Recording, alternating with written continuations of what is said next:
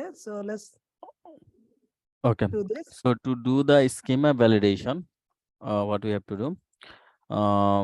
Let's first of all Can we you have to create? copy Can the you response copy this? body. Can you copy this collection and give the name schema validation, please? Oh, okay. So they will have to separate. Yeah, So let we'll me give you already duplicate in the this. everything on the Git, so you guys will get it. Okay. Huh? Yep. So let me rename this.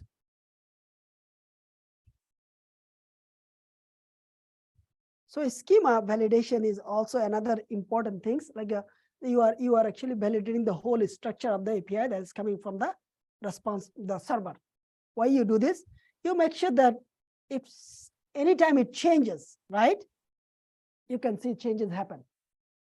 What are the other reason? Some of the API payload can be 2,000 lines. I'm not kidding. I'm not joking. Yes, yes. Mortgage industry.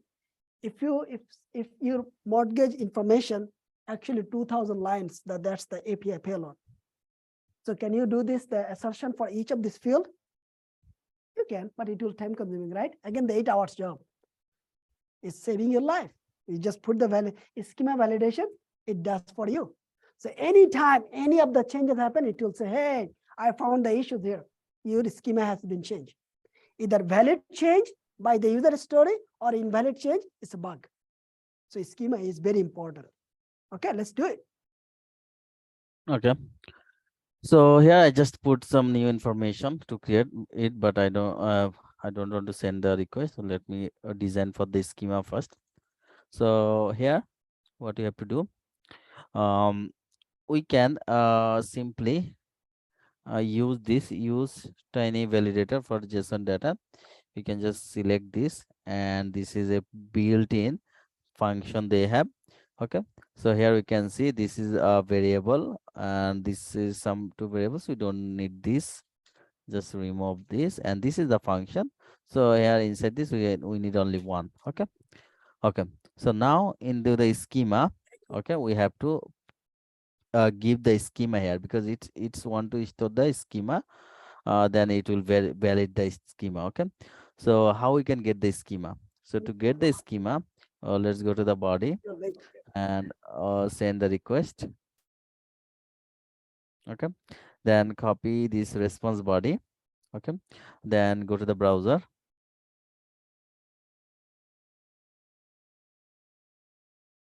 and type here JSON schema.net.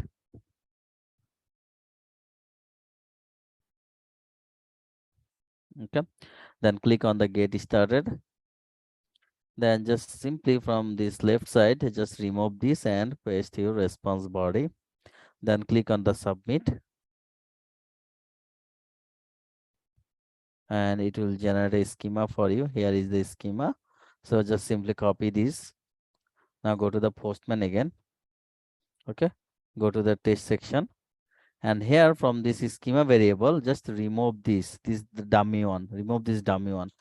Then paste your schema what you copy from there, and after this just put a semicolon to end this. Okay, so this is the schema you have.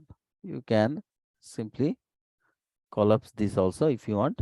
Okay, now into here we have the function. So here we can put the method, I mean, we can put the message here.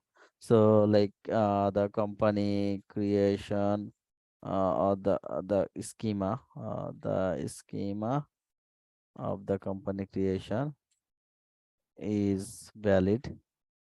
Okay, then here we have the schema, right? We have to compare with two variable. One is the schema, and another one is we have to give the response body.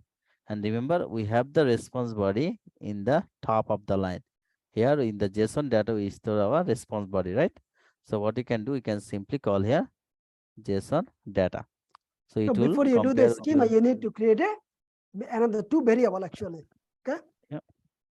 So if you don't create here, then you have to create actually here. Okay. Yep. So either way, you have to do this. Yep. Yep. So now let's go to the body again. Let me change the information, and Okay, now send the request, and it's created successfully. And also here it's saying that the schema of the company creation is valid.